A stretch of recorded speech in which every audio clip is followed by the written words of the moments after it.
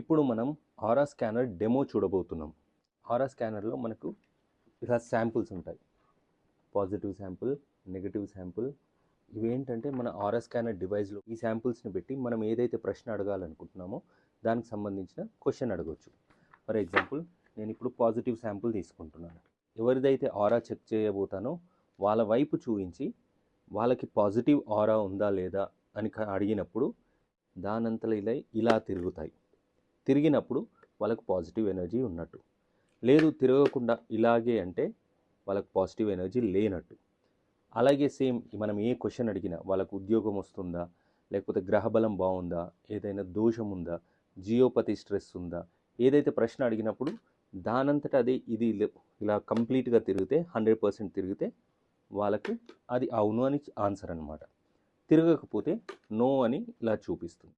Positive energy. So positive energy అస్సలు చూపించట్లేదు. ఇప్పుడు జియోపతి స్ట్రెస్ చూద్దాం. జియోపతి స్ట్రెస్. సో వీళ్ళ ఇంట్లో జియోపతి స్ట్రెస్ కూడా ఏమీ లేదు. ఒక్కసారి గ్రహబలం చూద్దాం. రవిగ్రహ, చంద్రగ్రహ, కుజగ్రహ. ఏ గ్రహబలం కూడా చూపించట్లేదు. ఏకముఖి రుద్రాక్ష చేతిలో పెట్టి మనం టెస్ట్ చేద్దాం. Positive energy. ఇంతకుముందు రుద్రాక్ష లేనప్పుడు ఎనర్జీ చూపించలేదు. ఒక్కసారి పక్కన పెట్టు.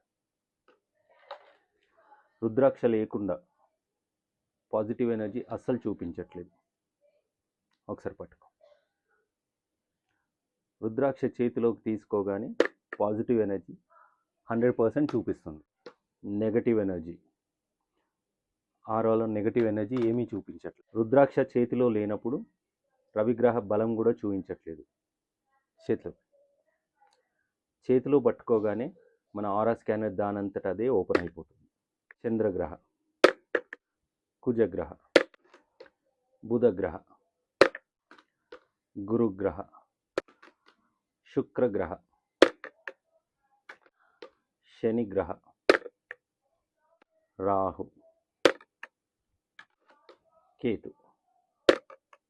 సో చూశారు కదా, ఇంతకుముందు రుద్రాక్ష చేతిలో లేనప్పుడు గ్రహశక్తి అనేది, గ్రహ బలం అనేది సరిగా లేదు. ఎప్పుడైతే మనం రుద్రాక్ష చేతిలో పెట్టామో గ్రహబలం ఆటోమేటిక్గా రుద్రాక్ష ప్రొవైడ్ చేసింది అనమాట. సో ఇలా గ్రహబలం సరిగా లేనప్పుడు రుద్రాక్ష కనుక మెడలో వేసుకుంటే మన బాడీకి కావాల్సిన గ్రహబలం అది చేకూరుస్తుంది.